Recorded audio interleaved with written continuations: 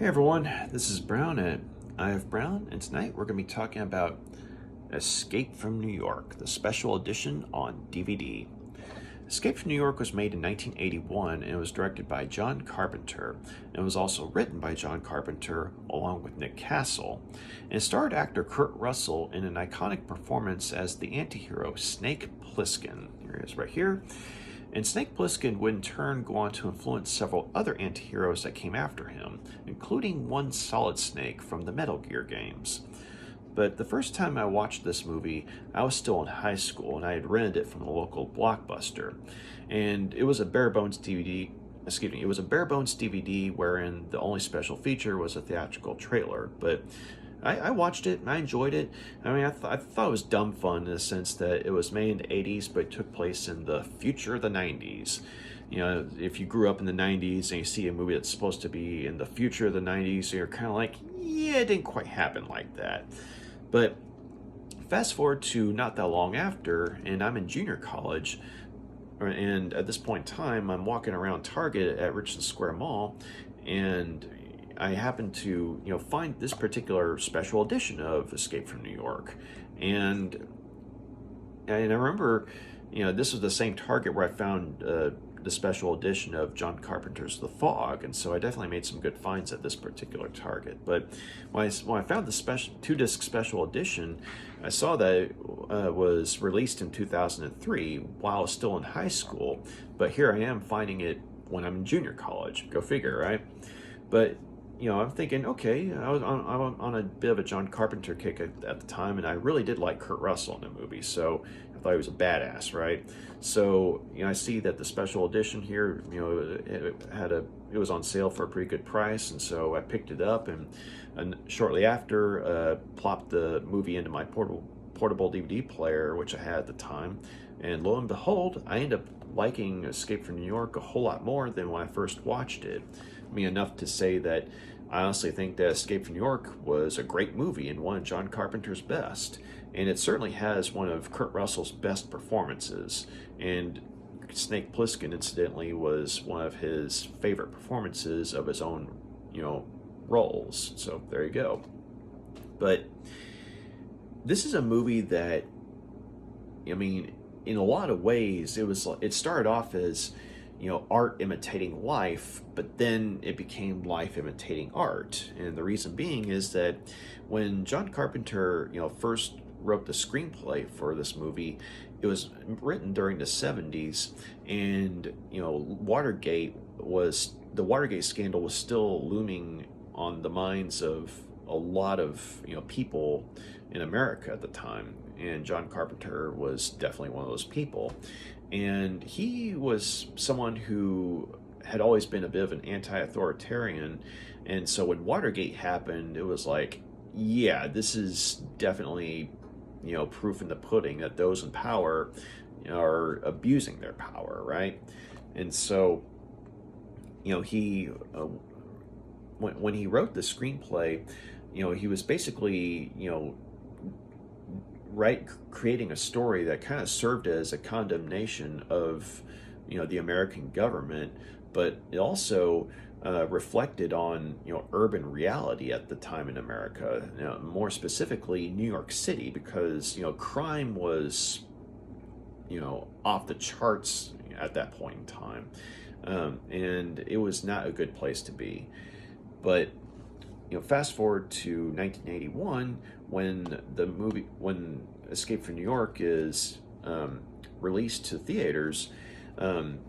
It came out at a point in time when President Ronald Reagan had first come into power, and so the movie kind of captures America at a point of transition from, say, the Nixon and Ford administrations to the Reagan administration. So you basically have aspects of, say, the corruption of, the Nixon administration, as well as, one could argue the Reagan administration. And, John Carpenter would definitely, go after the Reagan administration, more than once, but most, specifically in the movie They Live. But there are elements of him condemning, the Reagan administration in this movie, but it's more so the Nixon administration, from what I understand. But basically, the American government gets it in this movie. But he, but when he came up with the character of Snake Plissken, he was wanting to create, the ultimate anti-authoritarian rebel, and as brought to life by Kurt Russell, I have to say that that was a success, because the character of Snake Plissken, has been recognized in a lot of circles as one of the best anti-heroes put to screen. Someone who is not a good guy, but is nonetheless someone who has his own, code of honor, wherein, like he despises authority and could care less about those in power, but if you're someone who has gone out of their way to say help him or something like that, or basically proven yourself to him, basically he'll go to hell and back to help you. But unfortunately, in the setting of the movie, there are very few people that are able to earn his trust these days. So, because it's a very cynical setting. But nonetheless, I mean, Snake Plissken has gone on to be regarded as, one of the, most well-known anti-heroes, and also, one of, Kurt Russell's best roles, and one of John Carpenter's best creations. And so, Escape from New York, though, I think, the sad irony is that if you look at, say, New York City now, a lot of people will tell you that it's becoming like the actual Escape from New York movie. And I mean, I've never actually been to New York City, but I think that it's just, from what I've seen and heard, I mean, people aren't that far off when they say that it's becoming the movie, right? But yeah, let's go ahead and get into the story. So it kicks off in the year 1997, and basically, crime has skyrocketed in America. I mean, we're talking like beyond 100%, right? And so basically, in the late 80s, the American government has become this totalitarian police state, and they use the island of Manhattan as the ultimate maximum security prison. And basically, there's all these security and countermeasures put into place to keep people from getting out. And like you have the whole island is surrounded by mines, and it's constantly patrolled with, I mean, helicopters are constantly patrolling the surrounding areas to make sure that no one tries to escape, because the whole idea is once you're sent to New York City, or once you're sent to Manhattan, you once you go in, you don't come back out. And at this point in time, there's a guy named Hawk, who's basically like the commissioner, the sort of like the warden, if you will, of this maximum security prison. And he ends up being notified that there's a distress call coming in from this airplane that's in New York airspace. And but the distress call was cut off, and so Hawk and his people are running the information through the computers, and they find out that this plane is actually Air Force One. And yes, the president is on this plane, but it's been hijacked by a terrorist. And basically, this woman has somehow or another killed the pilots and pressurized the cabin to where none of the president's people can try and shoot their way in, because then the whole plane will decompress. And she's got the plane set on a collision course for some of the buildings in New York City. And so with only a few minutes remaining, the president's cabinet gets him into this pod, and they put this device on him, like this bracelet that has these monitors that show his life signs and his location, so that way someone in the government can send a rescue party to try and find him and try and keep track of his vitals and what have you. So the president's put in this pod, and shortly before the plane crashes into this structure, and basically kills everyone on board, the pod is able to be ejected and lands nearby. And so Hawk leads a rescue mission to try and get the president out of there. But when they land in New York City and find the pod,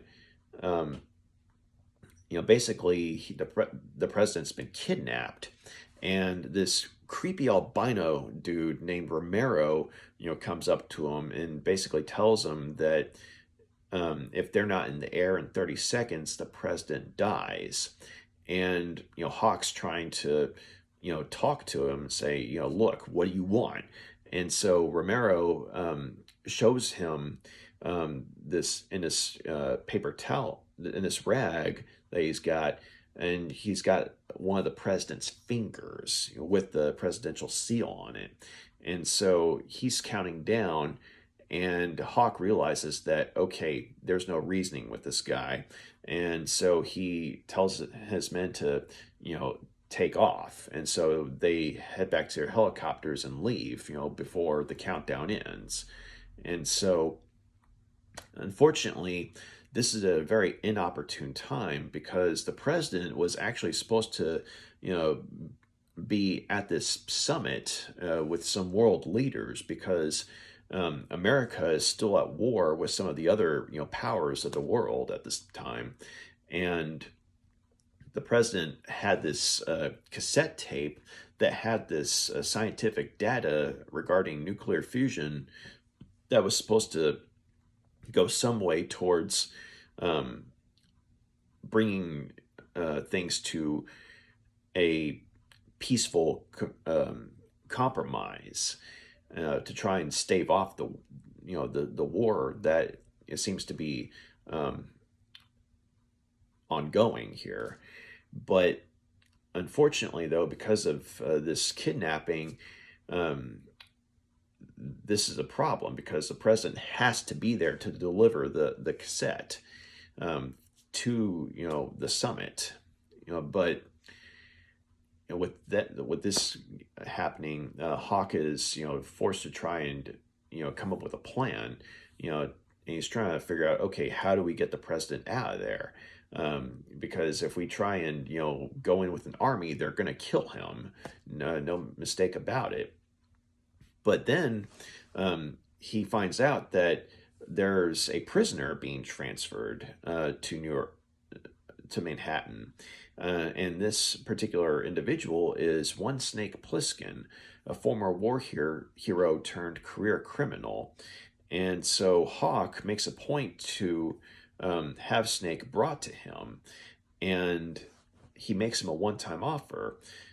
Go in to Manhattan, get the president out within 24 hours, along with the tape, and Snake will be pardoned of all crimes committed in America, and he'll be a free man. And so Snake, after having been betrayed by the American government during his time in the war, is very distrustful of this. But with the offer of freedom on hand, it's something that he can't outright deny. And so Hawk takes him to this room and allows him to gear up, with weapons and equipment and what have you.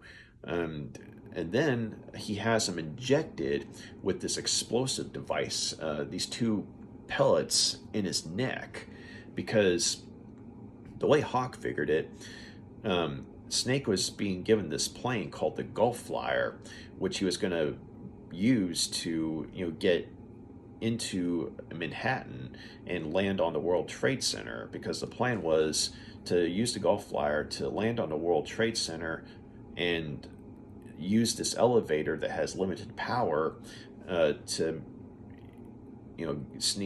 basically sneak into the maximum security prison to the island. And so but because he had used the Gulf Flyer during the war, Hawk figured that Snake was going to try and use it to fly to Canada. And so to dissuade Snake of that notion, he has him implanted with those explosive devices. And there are these bombs that are like no bigger than a pinhead. And basically, within 24 hours, if they're not deactivated by these X-ray devices, then both the bombs will explode and kill Snake within 15 seconds. And so now Snake has to, go into Manhattan and get the president out of there with the tape, because no president, then no deactivation of the bombs. And so Snake, he basically swears to kill Hawk once he gets done. And Hawk's saying, just make sure you have the president and the tape, And so Snake is, taken to the Gulf Flyer, and the plane is towed until it's able to start gliding. And so it gets close enough to the World Trade Center to where he's able to land it and make his way down the elevator and onto the island itself. And that's where the adventure begins. So within 24 hours, he ends up meeting both friends and foes, and finding out that the president is in fact being held by this underworld king named the Duke. And the Duke is wanting to use the president, to basically bargain for amnesty for all prisoners in the island of Manhattan. And so, once Snake finds out about all this, basically he's up against a monster. And so, he's also, in the company of people that he can't be sure, whether or not he can trust. And he's got, a clock counting down on his life. So, not exactly the best place to be in. So, okay, Escape from New York. I thought it was a great movie. I think that, even though it was made in 1981, there's still a lot of stuff that you can appreciate about it. You can see how, there's, definitely a dark element of satire, in regards to, say, directed towards the American government, but also, say, you have Snake, constantly, coming across someone who's thinking that, he was dead or something, because he's been, reported dead more than once, apparently.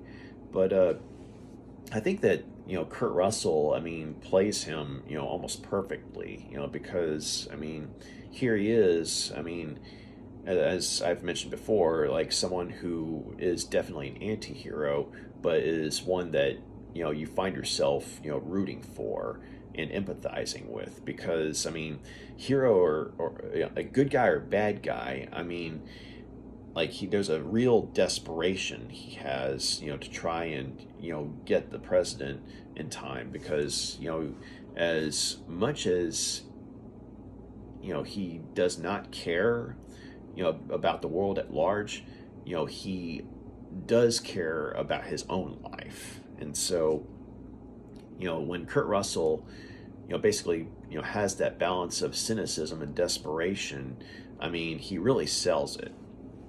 But, excuse me. But another good player was actually Ernest Borgnine, of all people, as the friendly cabbie. And Cabby is probably one of the few people that Snake comes across who is, undoubtedly a good guy. And you find out that he wasn't actually a prisoner. He was just someone that liked Manhattan so much that he didn't want to leave. And so when the government cut Manhattan off from the rest of America, he stayed behind.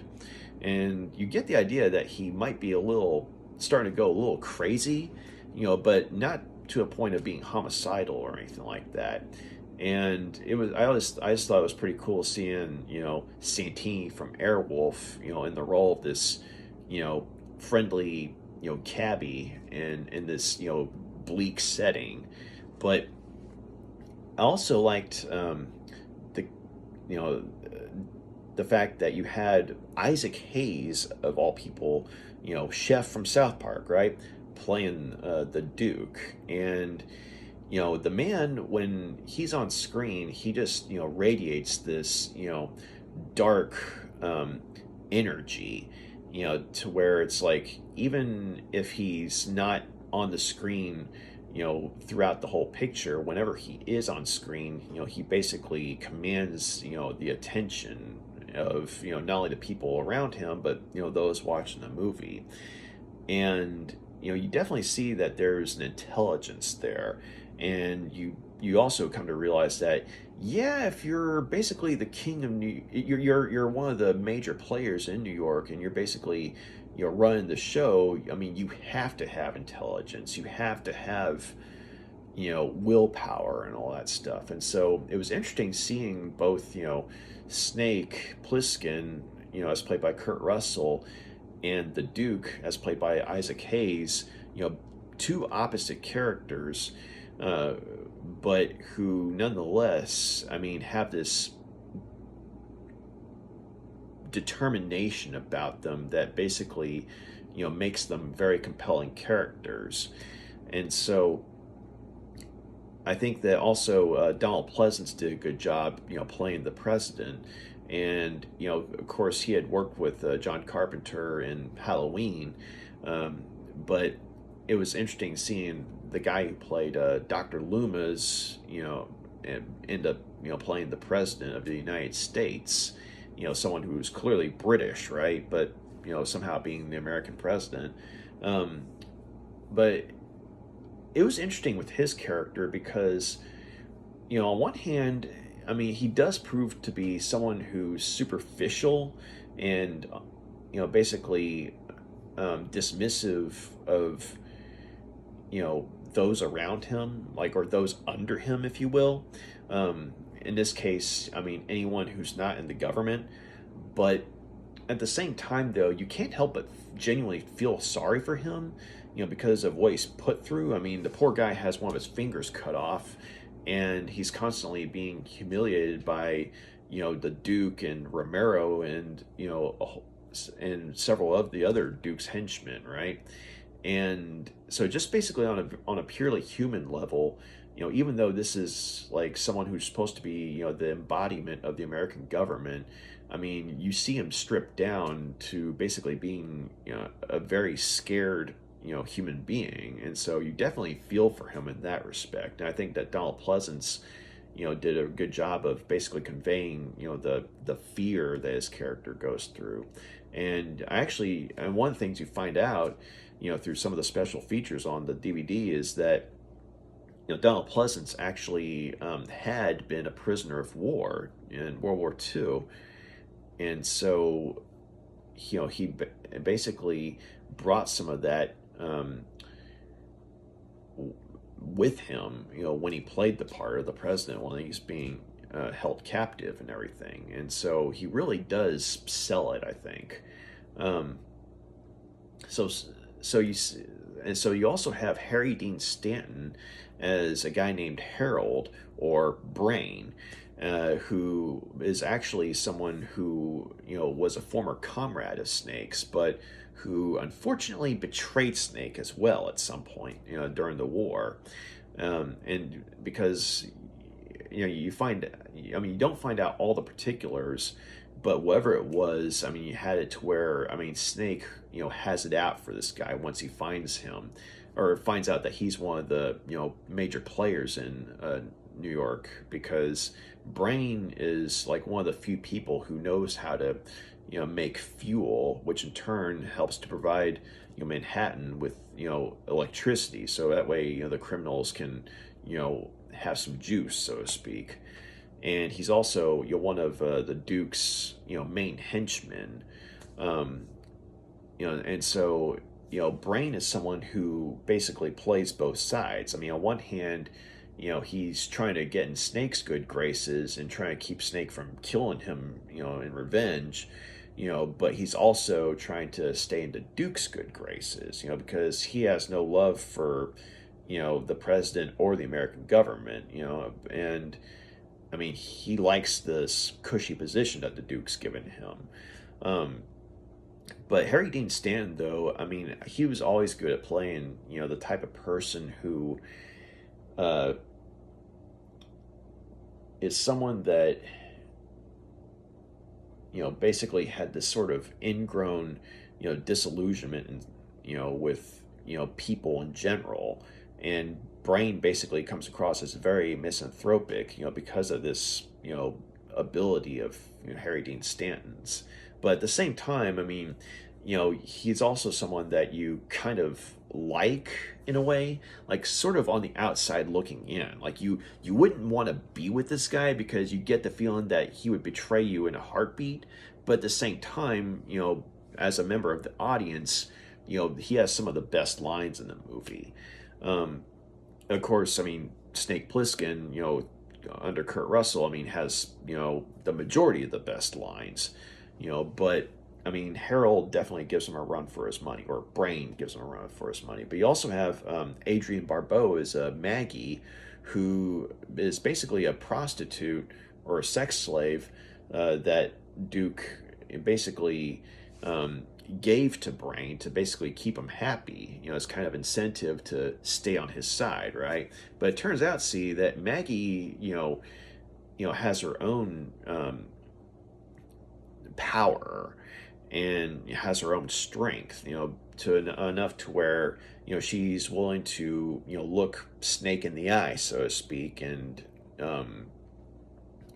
question him and protect Brain from him as well.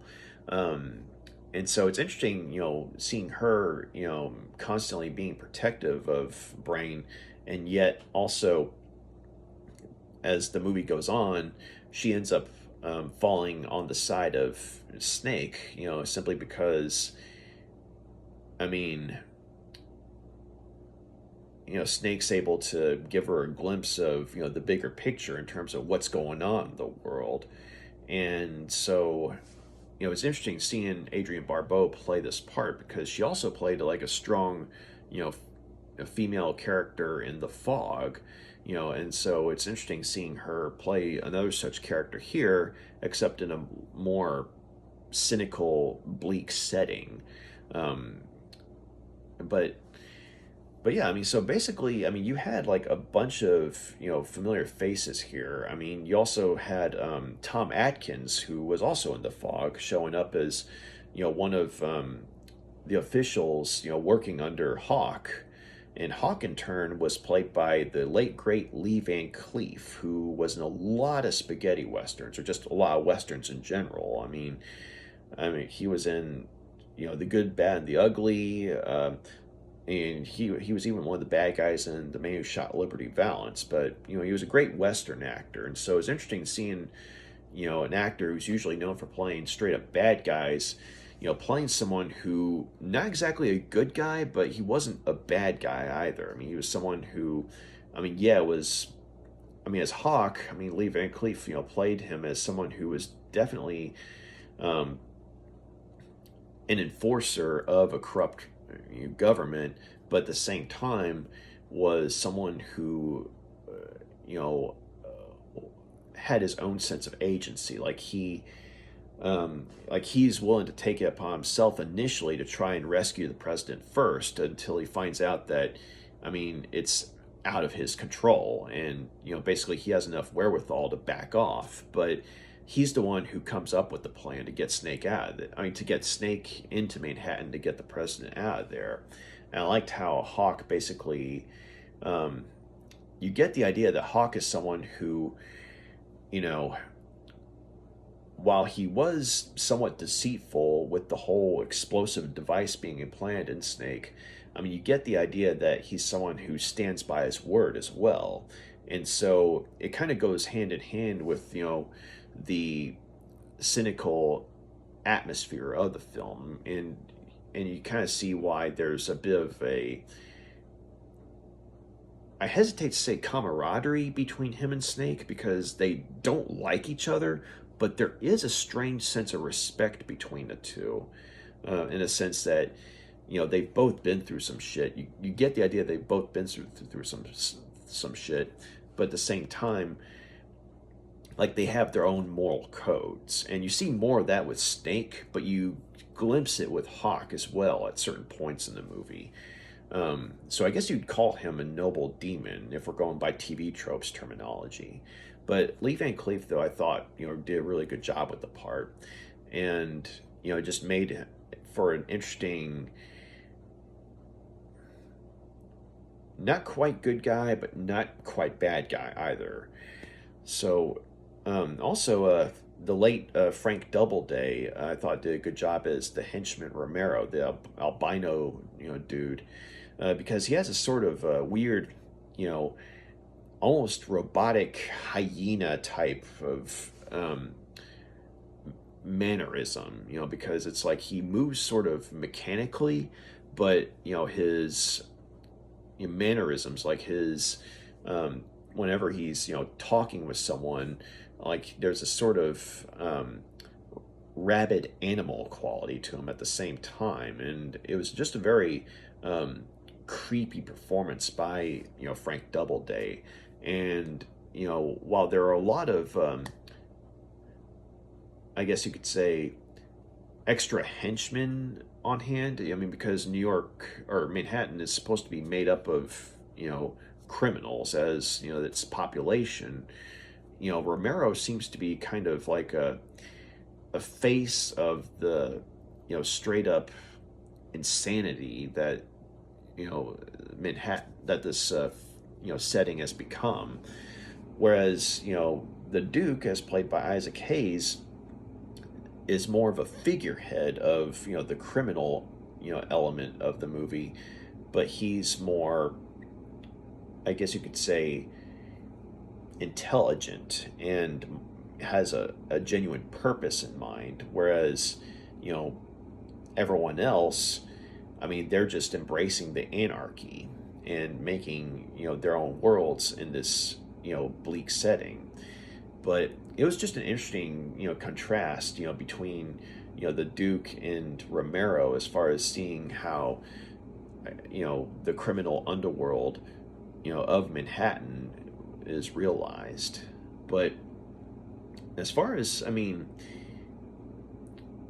the way everything's set up here, I mean, the people who put everything together, I did just a wonderful job with setting everything up, because I mean, parts of it were filmed, I believe, in New York City, and parts were filmed elsewhere, but they make it all look like it's in one setting.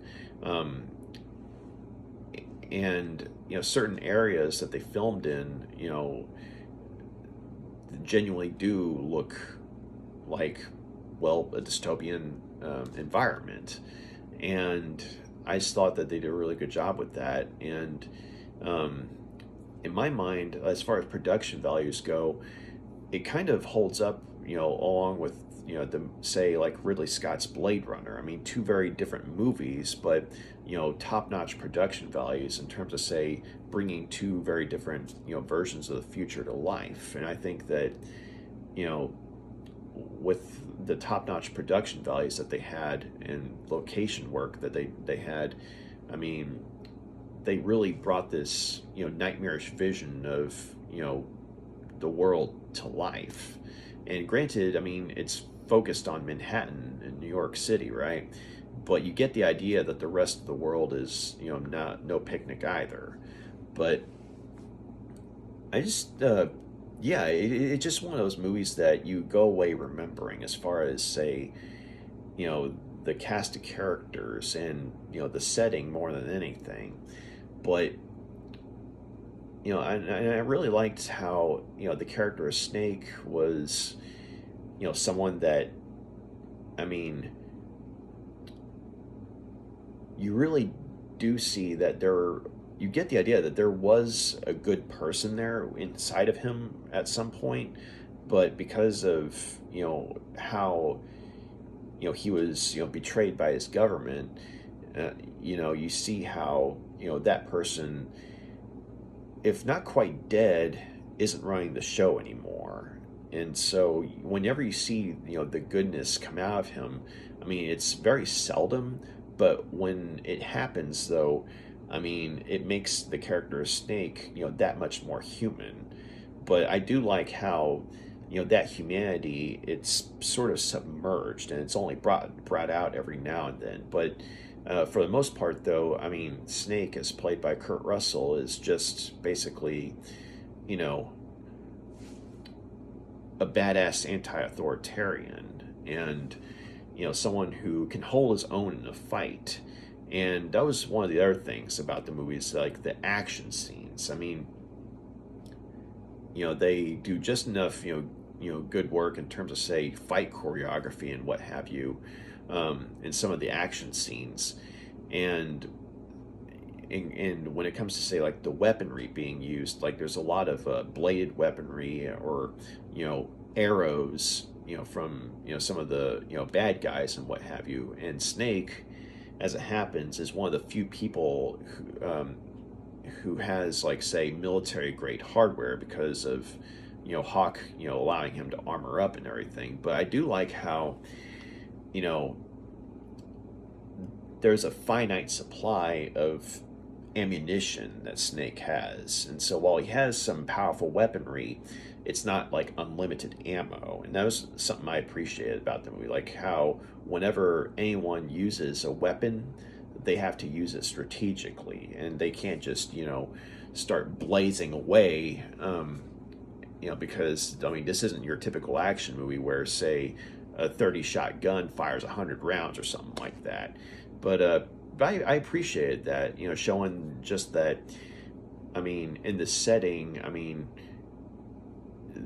everything has a limit, and that's something that sort of made it a lot more, I guess you could say, convincing, and helped to, get the audience invested as well.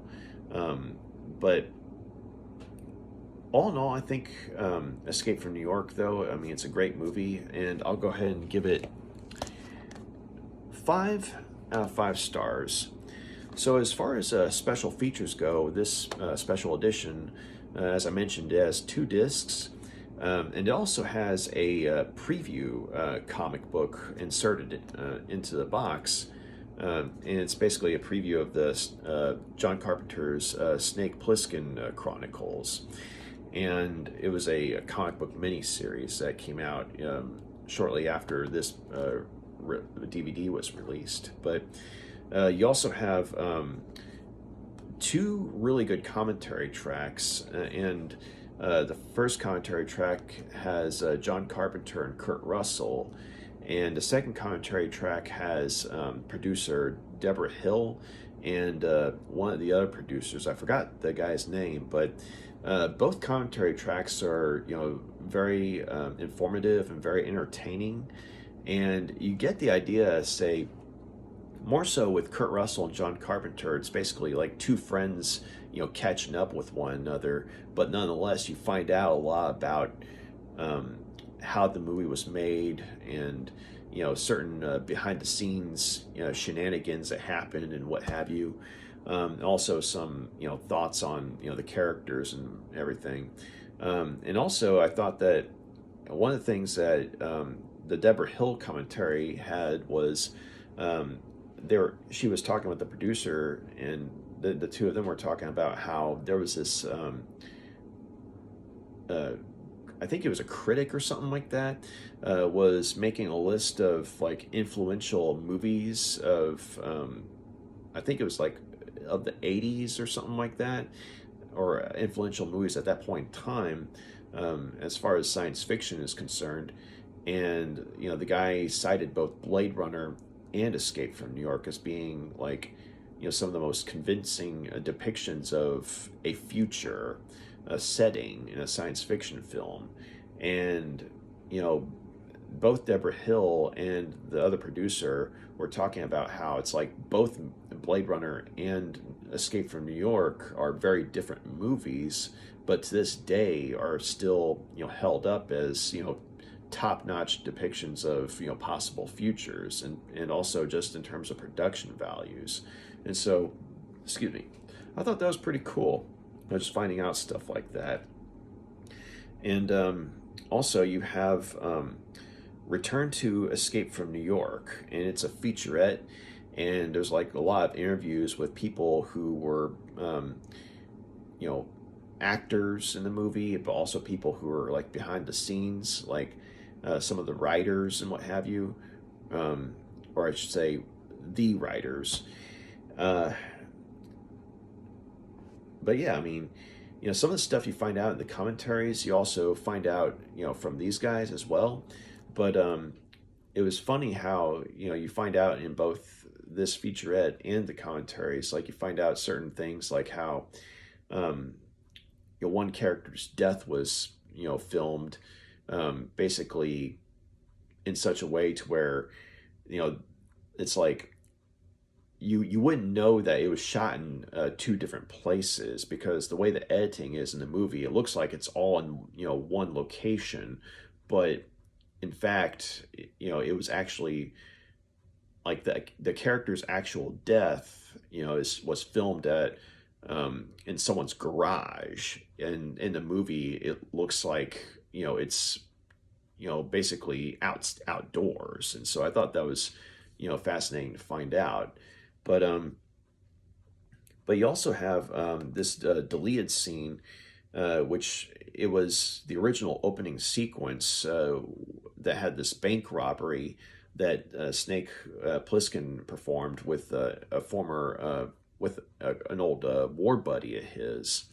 And it's a neat little scene, and I think it's interesting how it offers a glimpse of the world outside of Manhattan, um, and it's still very bleak and um, authoritarian, but you see just a little bit more of what the world's like. Um, and it was interesting seeing Snake having a camaraderie with someone that he could actually call a friend, but at the same time, I understand why they didn't use that opening, because when in the commentary for the scene, when Kurt Russell and John Carpenter are talking about it, um, they, on one hand, they did like how seeing how Snake is somewhat humanized, and he actually does come across as more of a good guy in the opening scene, or in this opening sequence. But when the audiences saw it, though, they actually preferred seeing Snake introduced as he was in the actual movie, where basically he was this um, anti-authoritarian badass out the gate, who you know you would eventually see that he had some humanity, but they basically preferred the badass approach versus you know the humanized approach, if you will. And so so yeah, I mean, it was cool to see what how the movie could have started out originally, but I think that they made the right choice with how they actually filmed the movie, as far as Snake's actual introduction. But it was still cool to see, though. um, and there's also the making of John Carpenter's Snake Plissken Chronicles, and it's just basically a gallery showing some of the people at work on the comic book. And it's one of those things where um, seeing that plus reading the preview comic, I mean, it definitely made me want to check out what happened, outside of the movie for sure. But of course, you also have, the photo gallery, trailers. So all in all, though, I mean, it's um, a quality special edition of a top-notch movie, and I just think that, I mean, Escape from New York, it's something that still holds up to this day. Um, and it's definitely one of the best depictions of a dystopian setting that I've seen put on film. And Snake Plissken, as played by Kurt Russell, is definitely still one of the coolest anti-heroes that has been put to screen. And also enjoy just basically seeing a wonderful cast of characters brought to life by some wonderful actors. And so there you go, Escape from New York, 5 out of 5 stars. So if you made it this far, thank you very much for taking the time to check out my review. And you got any questions, comments, please drop a line, let me know. And if you like what you see here, feel free to like and subscribe. So y'all take care, have a good night, bye.